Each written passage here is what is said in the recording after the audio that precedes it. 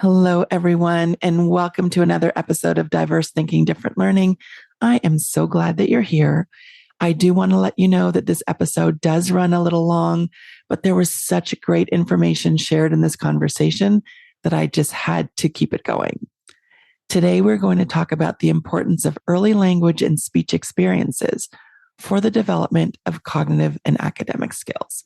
And when I was thinking about this topic, I was picturing a young girl who loves listening to her father read stories. And as he reads, she learns new words, asks questions, and starts recognizing letters. These interactions are more than bedtime stories. They're building this girl's cognitive and academic skills. Early language exposure enhances her memory, her attention, problem-solving abilities, and lays the foundation for reading, writing, and executive functioning. So we are going to delve deeper into this topic today. I have Stacy Payne joining me. Stacy is a seasoned speech language pathologist and the owner of Bright Beginnings. She is an extensively trained clinician and lecturer in the areas of dysphagia, motor speech disorders, reading disabilities, language-based learning disorders, and ADHD. Stacy has over 30 years of experience in the field and has dedicated her career to helping children and adults with speech, language, and cognitive challenges. Millions of kids struggle with learning, processing, and social emotional difficulties. These challenges interfere with their ability to reach their full potential. Dr. Karen Wilson is here to help. Her extensive background in pediatric neuropsychology and higher education have prepared her for this unique mission. Listen as she delivers content to inform, educate, and empower parents and educators. This will enable you to identify challenges that kids face and get them on the road to achieving their full potential. This is Diverse Thinking, Different Learning by Child Nexus. Welcome to the podcast, Stacy. Thank you, Dr. Karen. It's good to be here. I am so glad you're here. And thank you so much for taking time out of your day to spend with me, with our listeners. I mean, the work that you do as a speech and language pathologist, I read your bio before we started. It's so important for the development of critical communication skills and more. And what I think that people don't realize is that speech and language therapy addresses so much more than just articulation. I feel like, when I'm making that recommendation, parents will say, but they don't have any problems with articulation. And then I have to go into a spiel. But I feel that you are so much better at explaining that than I would be as a neuropsychologist. So maybe we can start by explaining kind of what speech and language therapy is and what common challenges does it address. I would be more than happy to do that. I have a funny story. Speaking of speech pathology and all of the different avenues and things that we treat, part of my career was spent in the medical field as an acute care speech pathologist, and my population was the neonatal intensive care unit. And the first time I went in for that assignment, one of the nurses said, "Well, you're from speech. What are you doing? Our kids don't talk." Well, no, but they do swallow.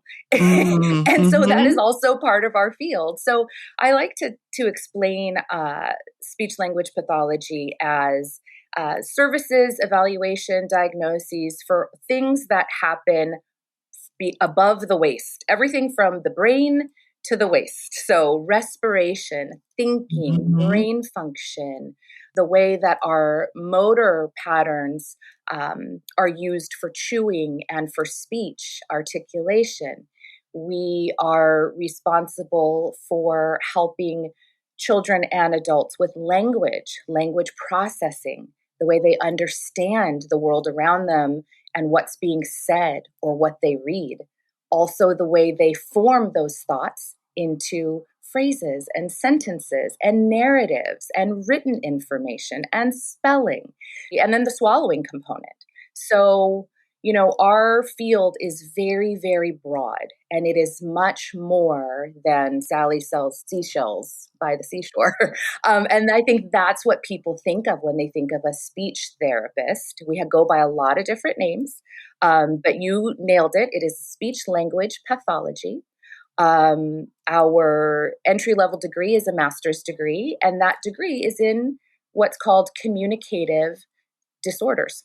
So anything that can get in the way of a person effectively communicating. So much more than articulation, it's the thoughts that we have. And I think that's one of the great things about our field is that it is so diverse. And you can have a speech pathologist who specializes in speech sound disorders or literacy or swallowing or brain injury or stroke rehab. I always say that speech is the very best field to consider, and it's not widely known. I feel that people know speech therapy if they went to speech as a child, and most of the time they have really positive experiences around their speech therapist and the fun things they did to learn language and speech production, or if they had a relative who's needed the service of a speech pathologist.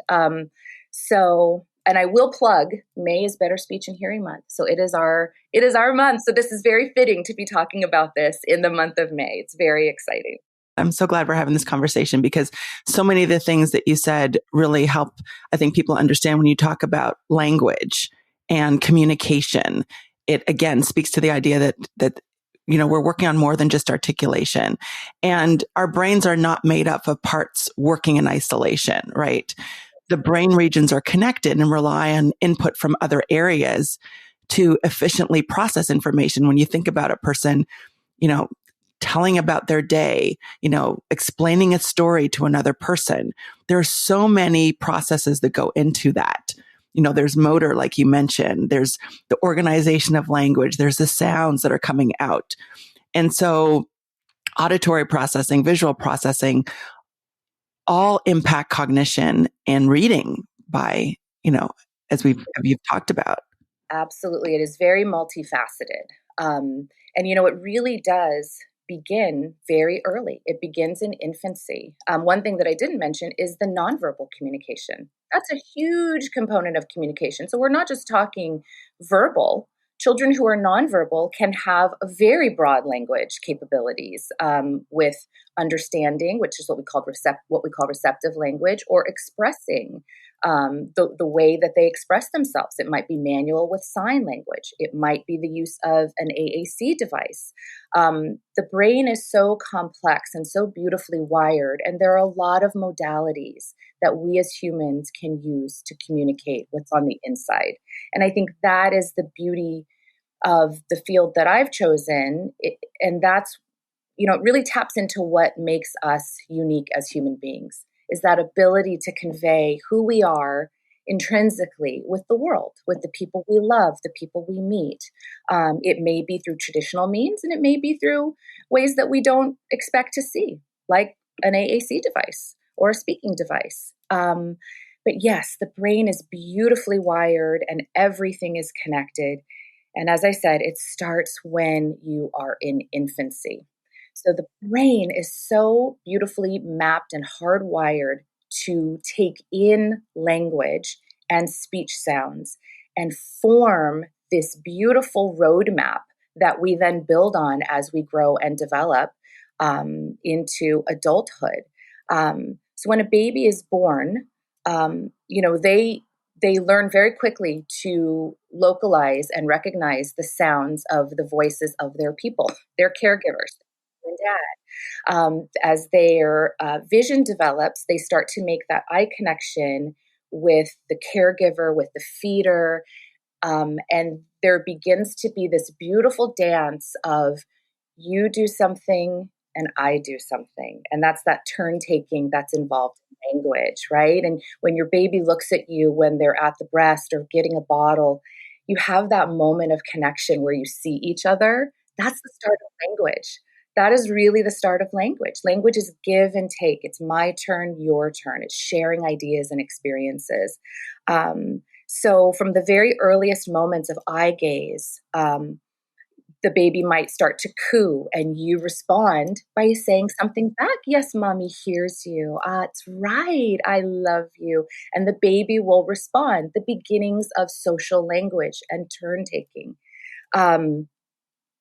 As they grow, they begin to use their voice to make vowel sounds. They're learning about the motor components of their mouth. They're learning how to use respiration to produce an audible sound through the vocal cords and how the mouth can shape those different sounds. So even from early vowel sounds, cooing, the oohs and the ahs and the e's that babies do, that's the start of language and of speech. As they develop, they start to play around with their tongue. Oh, here come consonant sounds. And the people in their environment shape that into words. If a baby just, one of the first words, sadly enough for us mamas, dada, seems to be the word that babies say first. And that's because there is not a lot of dissociation between the tongue and the jaw. So as the baby is learning to open and close the mouth and get control of the jaw, da, da, da, da, da is what comes out. Mommy hears that, daddy hears that, chest comes out, dada, yes, I'm your dada. And that is a reinforcer for language. And the baby learns, oh, whenever I say that, my dad shows up. And I get a little reciprocal interaction with my dad. So that's how vocabulary starts to build. And then through that first year, as you know, language starts to explode. The amount of consonants, the variation, we go from simple repetition of consonants and vowels, da, da, da, ma, ma, ma, no, no, no, to what we call variegated babbling, laying the foundation for strings of syllables with different consonants and vowels. And it's so interesting as you're talking, I'm having a visual, memory of my own kids and those different stages and the connection that you experience when, again, there's the back and forth where they babble and you respond and then the smile comes and then you're both laughing. And it's just such a wonderful moment. Isn't it beautiful? It's a beautiful, beautiful moment. So part of what we do in our field of speech language pathology is we work with parents in those very early years, generally sometime after the first year for formal speech therapy. But we, at our practice, do a lot of parent education for what to expect in that first year and how to really provide a language-rich environment for your child. I know that in this day and age, and I can't say that I am not guilty of this, but my phone's in my hand a lot. And for a lot of us who are busy, and especially moms with new babies and maybe other kids in the home, that phone just feels like such an escape for a moment. But we really do say things like, Mama, put the phone down and just be in that moment with the baby. So even if you are on a walk and your baby's in a stroller, we want moms and dads and caregivers to be talking about, what do we see around us? What a beautiful language lab.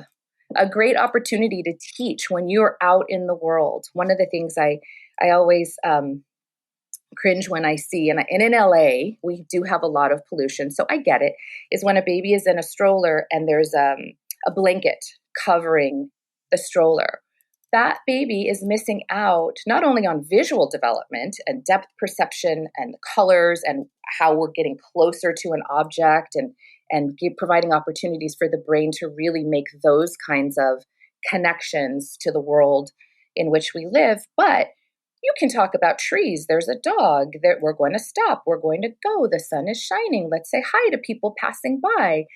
There's so much opportunity in the day-to-day that it does not take a lot of extra time, planning, and attention to just provide a language-rich environment, to lay down that foundation for speech and language development and social language, pragmatic language development. So, we tend to really formally start seeing children around 18 months. And that intervention looks very, very different than intervention with an older child, for example, a school-age child or preschool-age child, or even a toddler. When babies are little, we know that what we're really trying to impact is the whole family unit, and we're not really working directly with the child. What we are doing is working with that family unit. So that might be mom, dad, nanny, babysitter, grandma, aunt, uncle, big brother, big sister, to educate on how to increase and improve and draw language and language-rich experiences for that child. Because honestly, what can we do in 1 or 2 hours in a week? There's so many other hours that family has the ability to make a huge impact on that child's language and speech development in ways that we cannot.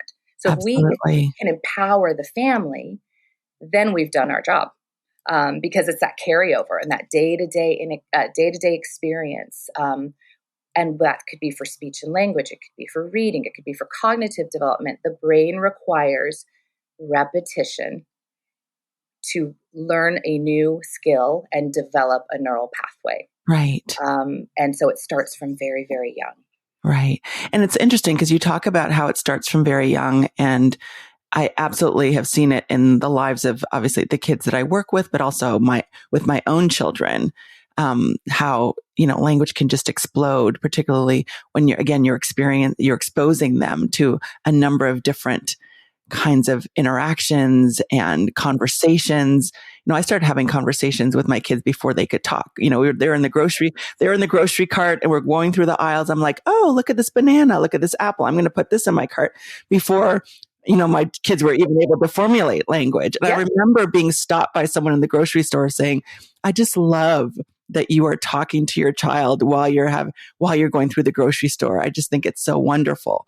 And it just speaks to, again, that connection, but then also before they can actually formulate their own language, they're taking all that information in. That's the building of receptive language. Absolutely. And taking that, building their vocabulary, building their understanding, the different inflections in your voice, all of those things they're taking in before they can actually express language themselves. You got it. And that is a beautiful example. That's one of the examples that I talk about all the time when I'm doing parent education and encouraging families to just build language into your day. Mm-hmm. I always talk about the grocery store. Just think of all the things, even in the produce section alone. Yes. We've got colors, we've got sizes, we've got a big apple, we've got a small apple, we have a red apple, we've got a green apple. We can put it in, we can take it out. Can you hold the bag for mommy? I'm going to put it in the bag. Good. Can you take it out?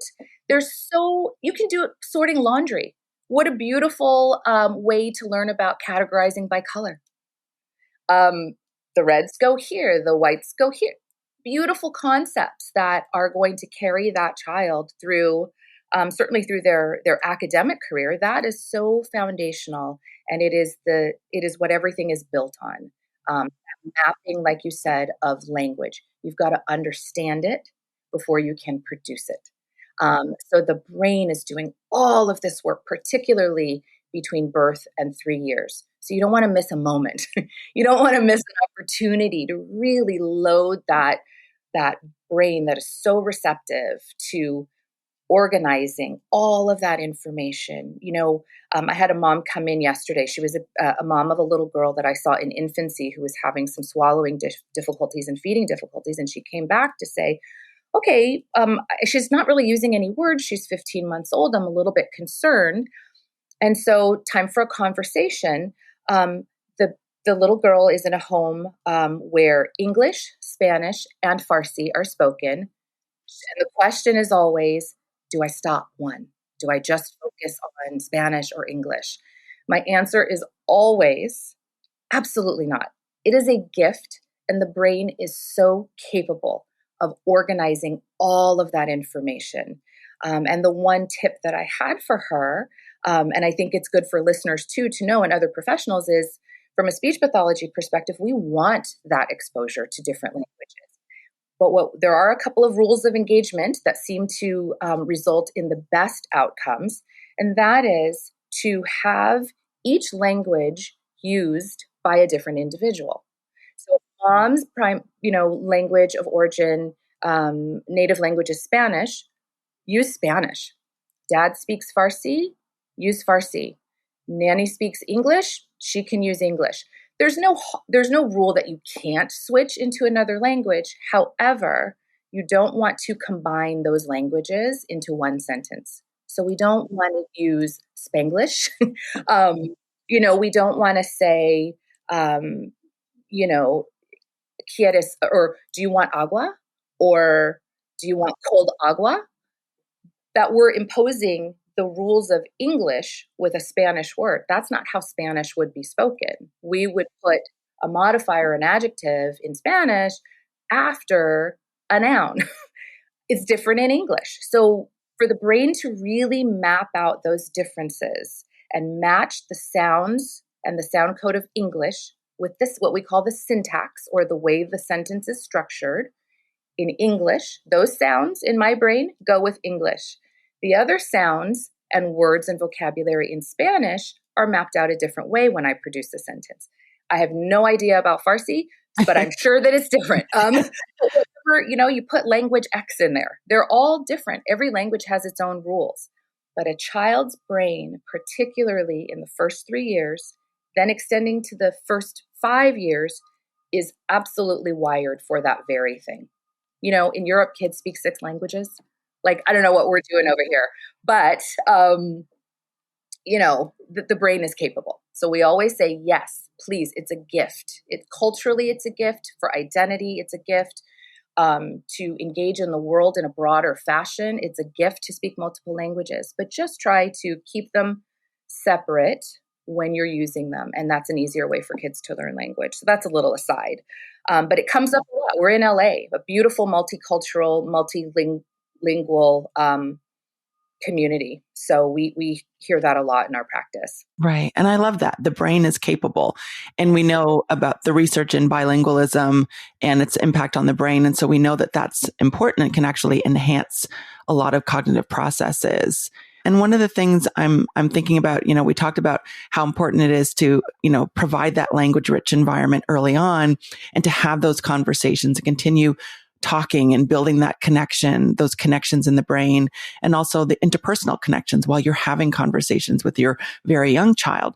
But that doesn't stop when a child is 5. You are still, when you're driving your child to baseball practice and they're 10 years old, you're still having those conversations, yes. Right? Because it helps them to think about, to organize their thinking, to examine cause and effect, to engage in decision making, hypothesis testing. And so it expands from there, and it can continue, with older kids, and should continue. And I love the idea when you talk about kids with phones in their hands. I think the same is true, again, when you have a 12-year-old, an 8-year-old, and you're going to, again, driving to basketball practice or volleyball practice or driving them into school, to still have those conversations, because it has so many advantages and can enhance so many aspects of cognitive and social emotional functioning by doing that. Absolutely. And it gives the opportunity to really work out those conversations, promote the working out of concepts of executive, all the things you're talking about, executive functioning. If you're just stuck in a device or just have your headphones on and you're just listening to music, it's a little bit isolating, and that it's that conversation. And I know I have 4 children, 2 adults. One is graduating in 2 weeks from high school, and then the baby girl. Those are 3 sons, and the baby girl is entering high school. The oldest is 26, and I tell you, when I say I have seen a lot, I have seen a lot, and I think it's really helped as a clinician, as a practitioner. I always say being a mom is like the best training for anything you do in life. Agree. Completely agree. Take you through it, right? They will Right. really, really take you through it. And they're all so different. But my first 3, they're all different learners. And this idea of talking and working things out, and talking about, well, okay, let's think about what you're going to do. The example of going to baseball practice. Look at that, the conversation you could have around executive function and planning and cognitive sort of development processes. Okay, what do you need for your game today? Or what do you need for practice? All right, well, let's go through the list. What are the things you need, and do you have them all? Do you have your cleats? For me, we're soccer. My daughter is a club soccer player, and it absolutely rules our lives right now. But do you have your shin guards? Do you have your cleats? Do you have the jerseys? Okay, what happens if the coach is wrong or the other team shows up in the same color? Do you have your backup jersey? There's a lot of just processing that goes on in daily life. And you really do want to have those conversations. One, to model what that looks like. When we're talking about our own life, like, darn, I left my phone in the house. Gosh, got to remember to kind of go through my list of everything I need. I left my laptop at home. Hang on, honey, I got to run back in the house. Those are all teaching and learning moments. It doesn't have to feel explicit. teaching, but it is just by having that conversation and being present in the moment. And, all of these systems really are meant to be ready and developed by the time a child enters kindergarten at 5 or 6 years old. Like, there's so much preparation and learning that goes on from infancy to 5 that allows a child to walk into a kindergarten classroom, sit in their chair, and be ready to learn. We talk a lot about being ready to learn. And from a speech pathologist standpoint, I think a lot about, the sound codes, the sound system, the language, the morphology. Those are the word endings. The difference between saying I'm cold or that's cold and that's colder and that's the cold S. What does that mean? Those are all little tiny pieces of language that have a huge impact on a child understanding the lesson, the point of the speaker, getting a visual picture, cementing that into memory so that they can then function with that information. So by the time a child enters school, we really do want that speech and language and all the parts of speech and language to be ready to serve them. And when it's not, that's when we see these struggles, even as early as kindergarten. I say kindergarten teachers are some of the most observant and astute professionals in education, because a lot of times kids don't have words to explain what's going on. I mean, goodness, a lot of times teenagers don't have words to explain what's going on. A lot of times adults don't either. But kindergarten teachers, I think, have such a keen eye to see, this doesn't quite feel right. Maybe I can't put my finger on what's going on, but it seems to be more than not being able to say their R's or their L's or their S's, or they just can't seem to sit in their chair. They're very good first responders, I think, when things are going on. Parents were often busy, and maybe your child did have a history of early speech and language issues, but you think, well, those are solved. We'll be fine. There's nothing really to worry about. And I, in my practice, because I've gone through it as a mom, and because I have practiced, this is my 30th year as a speech language pathologist. I can barely believe it. But the information and the experience that I've gained has kind of led me to this urgency to talk to parents of young children before they even start school who have speech and language issues, to say, listen, yes, we've taken care of the articulation. Yes, they're using their pronouns nicely. This is great. They're able to communicate their wants, their needs, their ideas. But what I want you to pay close attention to in school, kinder, first, second grade, is their reading. Their reading, their spelling, their comprehension, their ability to retain information, follow lessons and classroom instruction, how they approach homework. Are they lost? Are they independent with their grade level work, or do they really need a lot of support? Because what has began to happen the longer I practiced is parents would call me and say, well, the kindergarten teacher is saying, or the first grade teacher is saying, they're not reading on par with their peers. And it caused me to step back and say, all right, let's figure out what that's about. We had some early speech and language issues. Those seem to be red flags, little warning signs that we need to be a little extra vigilant and keeping our eyes on the kids who had that tricky start with speech and language. Absolutely. Right? Absolutely. I see it all the time. Yeah. Yes. Yeah. Because the same brain, the same part of the brain, that same left hemisphere, the same frontal lobe, the same occipital lobe, all of those chains of functioning through that auditory channel, auditory processing, visual memory, and image of what a word means or what a sound looks like orthographically. That's all has been laid down foundationally, remember, in those first 3 to 5 years. If there was some glitch in that system, for whatever reason, we don't know. It could be anything, or it could be just the way that brain was wired in a different way. And we want to shift the way that brain works. if that occurred, that's the same function that you need to draw on when you approach blending sounds together to decode words or to encode and call to mind, oh yeah, the S sound, it looks like an S. It's that squiggly thing. And what's that next stop? Oh yeah, that's a T sound. The ah, oh yeah, okay, the O makes the ah, and the P, that's a P. When you see a child writing the word stop with an L or an M, that's a big indicator that something in that system is not connecting. What you're hearing, what you're seeing, what you're physically writing, it's not lining up. And that's where I think speech language pathologists have such an ability to impact preventatively by bringing some of that orthographic work into our early speech language that, yeah, we're not expecting them to write, but guess what? I can show you what that letter sound looks like when you write it, and I can have you trace that with your finger, and I could have you draw over my letter S in chalk on a big chalkboard with a big fat piece of chalk that's appropriate for a 3 or 4-year-old to hold. So I think as speech language pathologists, we can really pull that in with that intention of, I'm going to help this child be successful 3 years down the line when it's time to read and write.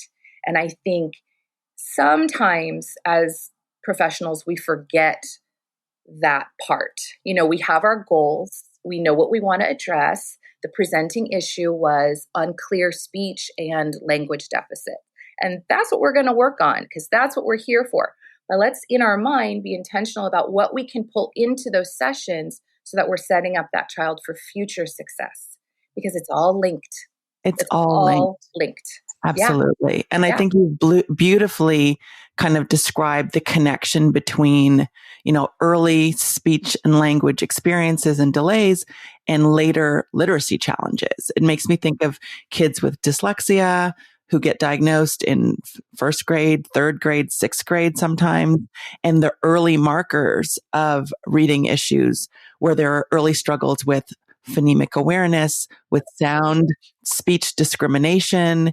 And it really emphasizes, again, the importance of building on those early skills and how it can impact later cognitive processes like learning to read. And it's interesting because we know that language does not need to be explicitly taught, but reading does. But when you're teaching reading, you're building on those early speech and language skills and auditory processing skills. And it's one of the reasons why when I see kids early on who I assess and I identify either a dyslexia or early risk factors for dyslexia, I often refer them to a therapist and a speech language pathologist, particularly if, like you were saying, there was an early history of articulation issues or speech or language delays. And they said, oh, we're done with that. We finished that when he was 3. And we see that it's still having an impact. Exactly. And whenever I talk to young speech pathologists, like in our practice, I really try to impress upon them what our role is and should be. When you think about our background and our training, as I talked about earlier, it really is a very cognitively based training program. I mean, we're equipped to go, for years I worked with stroke rehab, all cognitive and cognitive language, brain injury. I worked with some of the best neurosurgeons in the country at Cedars doing traumatic brain injury rehab. And that is it's a very different realm of what we think of in terms of, oh yeah, we're just teaching you how to say your speech sounds. Nope, it's very complex. And I think that our field has a lot to offer in this domain of reading and remediating dyslexia when we understand those connections. They're the same principles. Reading and spelling is language. It is when we are receptive language, hearing it through the auditory channel, that's receptive language. When we are reading it visually, it's language, receptive language through a different medium.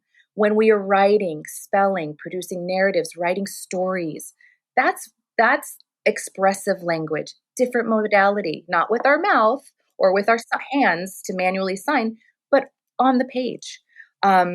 So there's a lot that can be done. And I love the that you and others in our field are really paying attention to those early markers so that we're really proactive and intentional about setting children up for success. Because once we go back and that's the beauty of the brain, if you missed it when you were little, doesn't have to end there. There is still an opportunity to go back, create a new neural pathway. It takes a little work, but it is not a forever thing. We have worked with so many children with dyslexia who could barely get through decoding one word and are then like avid readers. And in fact, I have one little girl who was diagnosed at 8, and we worked with her and just sort of reset. We went back to the basics. We start with vowels. We start with consonants. We blend them together. We go through the rules of the sounds that consonants make when they're, next to certain, or sounds that vowels make when they're in different places in the words, how to split up a word, what two consonants next to each other mean when you're pronouncing that word, and the spelling and the writing.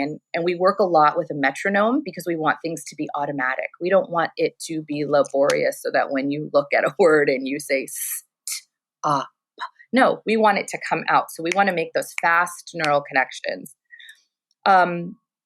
This little girl, to this day, is an avid reader, reads massive books. Her mom just a couple months ago sent me an email saying that she won a writing competition at her school, and then it was sent to the White House. And like, how fantastic. And this is a girl who couldn't read at 7 or 8, like at all, couldn't read. So the brain is so beautiful. And even though there may have been precursors in early development and difficulties in early development, even if you enter kindergarten and you've got these struggles, it doesn't end there. It doesn't have to end there. You don't have to, rely on audiobooks for the rest of your life. You just don't. I don't care if you're 16, if you're 18, if you're 25. It doesn't matter. What we know about the brain now, as opposed to what I was taught about the brain when I was in graduate school, is very, very different.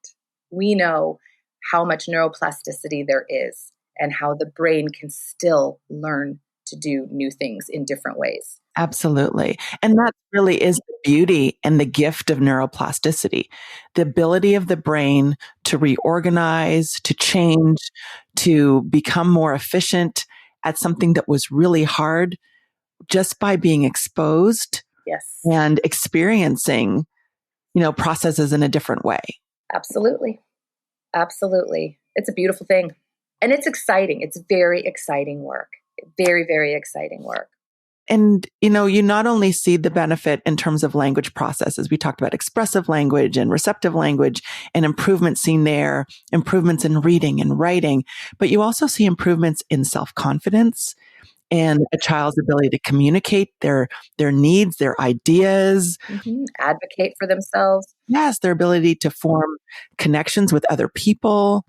And so it has a far-reaching impact when you're working on building these skills early on. Absolutely. In our practice, we kind of have the blessing of working at a very young age because that's when we start speech pathology. So it's a natural progression. But I'm very excited when we get to work with an older student, middle school or high school student. But I can't tell you the number of times, and I'm sure you've heard it too in your practice, where struggling students will come for either reading or cognitive processing development. It's just not clicking for them. They're working too hard. They're smart in a lot of areas, but like school is a major downer for them and they don't feel success and they're not organized or their grades are just not leveling up with the intelligence and cognitive ability that the parents know they have. They can have a beautiful conversation with you. They're very well versed. They have unique interests. It's not reflected in school. And you hear the students say, well, I think I'm going to go to culinary school, or I think I want to be an artist or a photographer or something that has nothing to do with academics. I am all for it. Yes, go pursue your passion.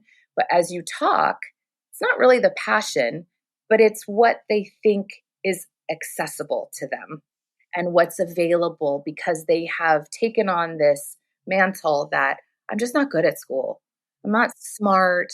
I'm not book smart. I don't do well in this. So it is so painful to think of continuing on in education because this hurts and I don't feel good about myself in this arena.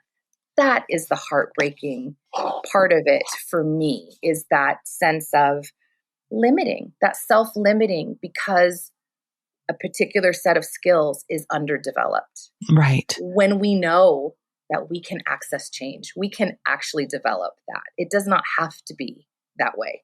The sky's the limit, for everybody. Absolutely. That is absolutely true. And, we're recording this in May.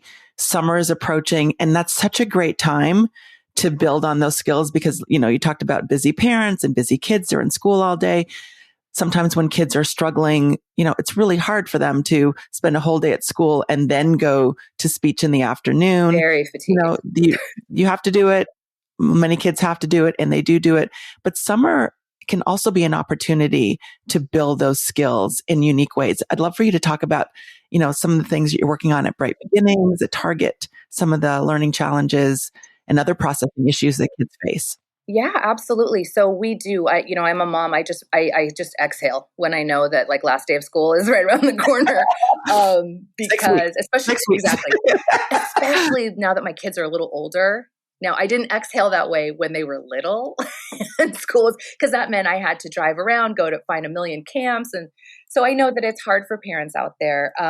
But we do really try to maximize those summer months where life is a little bit slower. The demands of school aren't there to really work intensively on some of these things. So every summer we run a series of programs. We do a language-rich summer camp for a month that's starting here in June for younger set, children about 4 to about 8 years old. And we incorporate the fun stuff in camp. It's a half-day camp, cooking, arts and crafts, but we really infuse, because it's run by speech language pathologists, we really focus on language building, concept building, speech sound building and development. So our activities are geared with language and speech and cognitive development in mind. We do dance, we do all kinds of fun stuff. In July, we are running a kinder prep program. So this program, I think it's very near and dear to my heart because it is catching children at that critical age. So for kids who have been in preschool and with some early exposure to letters, depends on what type of preschool your child attends. But for preschoolers who are gearing up to enter kindergarten, for kindergartners who maybe had a little bit of a tough time in kindergarten and maybe teacher or parents are feeling like they're not quite ready or there's a little trepidation about what's going to happen in big school in first grade. Like, are they really ready? Because it was a little bumpy. This is a perfect program to really reinforce that speech sound code, phonologic awareness, pencil, writing strokes, letter recognition, all of those foundational skills in that area of phonology, phonological processing and awareness, auditory processing, writing, fine motor, movement, to really give those skills a big boost before the school year starts again. And then the other program that we're running we have a learning therapy program called Bright Minds, and that is specifically geared towards children who are school age, kinder and up, who are having reading problems, attention problems, cognitive processing, cognitive educational issues. We run intensives in the summer because we know that's a real good time to get it done. So we see kids sometimes 2 hours a day, 5 days a week for a month or 6 weeks. And the amount of change that we can make with that dedicated time is massive. That is like brain training at its finest. 5 days a week.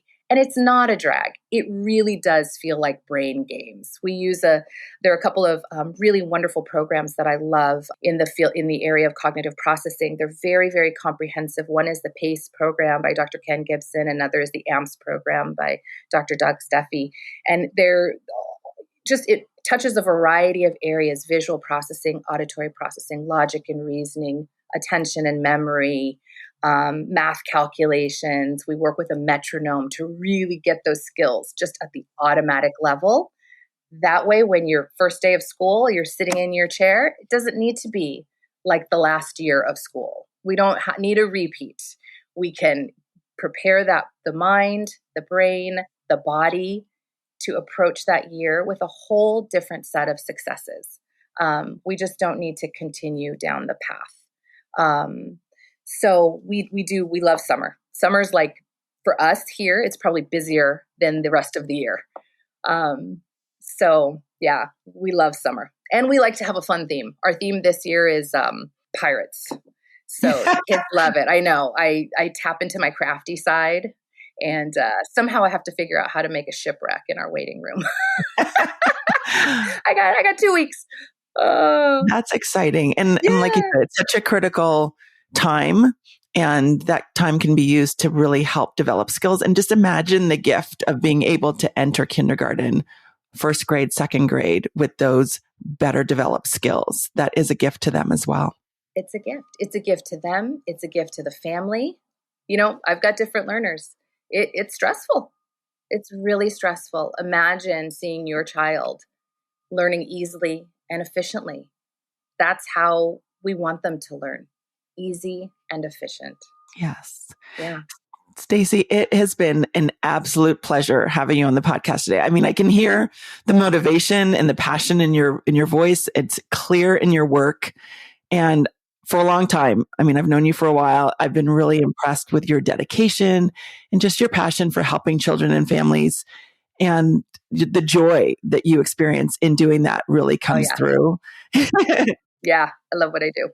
If families or other youth service providers want to connect with you, what is the best way for them to reach out to you for a consultation, for services, or for your summer programs? Absolutely. So everything, you can look at the website. It is Bright Beginnings with an S, LA.com.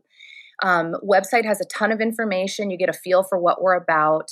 Our phone number here at the clinic is 323-525-0247. 323-525-0247. Joanna's at the front desk. She's ready to help. So give us a call. We're on Instagram at BBPSLA. We're on Facebook. I think we're even on YouTube and maybe even TikTok now. I don't know. The younger folks keep me on those. But yeah, we're happy to have a conversation. On the website, you can even schedule a call with me. A 15-minute call. I'd love to hear about your child, your challenges, your concerns, your victories, what's great about them, areas that you want them to improve in. So you can also do that on the website. Wonderful. And I'll put all the links to that information in the show notes, including flyers for the summer camp. So thank you so much, Stacy. Thank you so much, Karen. What a wonderful way to start my day. Absolutely. For me too. Thank you so much for tuning in to this episode of Diverse Thinking, Different Learning. Be sure to check out the show notes. There you will find more information about Stacy, her team, and the services they provide. If you enjoyed today's episode, please subscribe, rate, and leave a review, or shoot me an email at drkiwilson@childnexus.com. I'd love to hear from you. Until next time, take care. Thanks for listening to Diverse Thinking, Different Learning by Child Nexus. For more resources, visit us online at childnexus.com.